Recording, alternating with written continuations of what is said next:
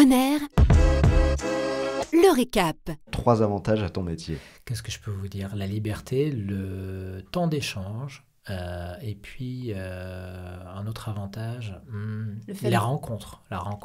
Il y a toujours une nouvelle rencontre avec un enfant ou les parents ou un enseignant. C'est jamais la même chose. À l'inverse, 3 inconvénients. Le temps. On manque toujours de temps. Toujours.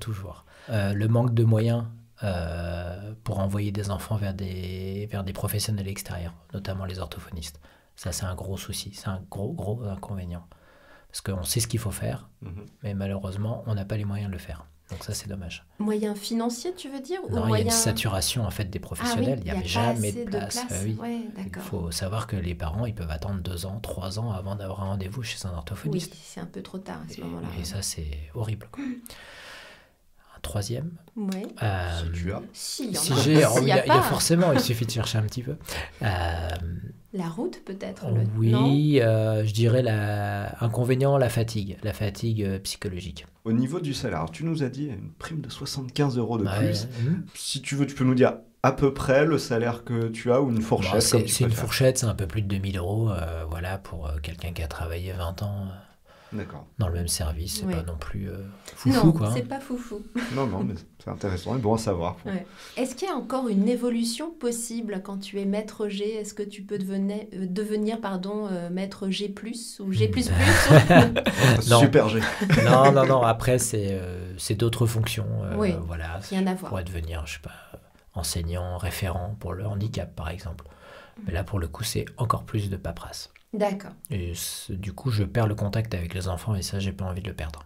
Au niveau des études, donc, tu as été enseignant avant, tu as fait des études pour être enseignant, et après cette formation de spécialisation, c'est ça? C'est le seul parcours possible ou il y a d'autres choses?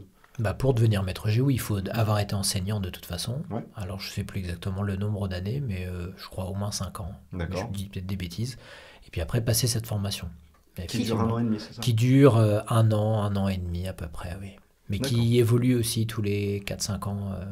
Le nom du diplôme change et les cursus changent un petit peu aussi. Enfin, il y a des troncs communs, mais voilà, c'est un petit peu compliqué, quoi. Mais voilà. Le profil idéal, selon toi, quel est le profil idéal pour devenir maître G? Je dirais être sûr de rien.